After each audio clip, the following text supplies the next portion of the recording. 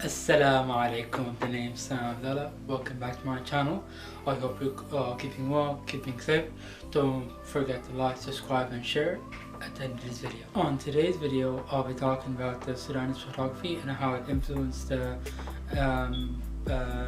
revolution last year in 2019. And as I go along in the video, I'll be talking about some info about the Sudanese photography itself and when it began back in the 80s. And as I go along in the video, you'll understand what I'm trying to say. Sudanese photography is known to be historical and contemporary, and one of the oldest photographs was taken. It was taken back in 1880, and here it is here. And as I showed, and as I go along in the video, I'll explain more about it again. Back in the 20th century, Sudan has documented photos and original photos for news media outlets, and that is when Sudan started to kind of go into the streams of the industry of photography. So this is when photography just started to appear, and since then, right now, photography is very well known in Sudan, and more people use it for social events, for media and so forth. And the most popular today in Sudan when it comes to photography, it's more on the lines of wedding events, birthdays, so forth. So photography right now in Sudan is very, very popular, and as time goes on in the video, I'll talk more in detail about that as well. Through the 21st century, Sudan has undergone important changes when it comes to photography, because over time, photography, as I told you before, it started to be well known and more people started to use it, and again, social media started to take its place. So by that, every photographer has their own skill when it came to taking a photograph. If the photograph is not right, they would fix the color, the photograph color in Photoshop. Photoshop CS6, of course, that's the kind of program that I use today. So a lot of photographers use the Photoshop to fix the image if the color of the image is low from the camera itself. So yeah, so again, photography started to improve over time, and through the 21st century, today photography is becoming to be well known. One of the most powerful images of the revolution back in 2019 in Sudan was the protest in Sudan was led by women in the capital Khartoum, and I'll show you here right now. And as I go along in the video, you'll understand what I'm saying, because I'll be reading it from my phone just to kind of read out to you guys. Now I will talk about one of the images that I just showed you right now here, and I'll just talk about it in detail. So in the picture, a woman in white toque and gold disc earrings standing on the roof of a car.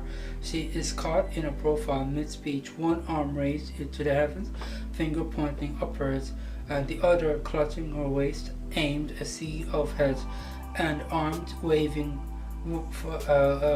phones to record the moment. In this photo that I just showed you here right now, people say this photo should symbolize the revolution of Sudan back in 2019. And again, people say that they want this kind of photo to be a statue to say, okay, this kind of like was our Sudanese revolution, and this is what we stand for. So what they meant by that is, when you are in Sudan, you are equal to anything that you wanted to achieve or whatever. So whether you're a man or woman, like again, so equality of work and whatever may be the case, that was the main priority when it came to the revolution in Sudan. The revolution pretty much wanted to focus on everything, that any woman, any person could be working a company that is either for a male figure or a female figure when it comes to engineering or doctor or interior design or whatever. So kind of like that revolution stood for something that could have been more the big change.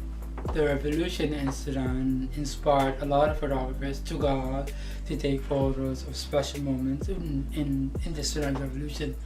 and this is when a lot of news media outlets started to talk about Sudan in a very positive way, where artists also started to kind of come out and also draw symbols of the Sudanese flag or whatever may be the case, or even of the martyrs that were killed back in 2019.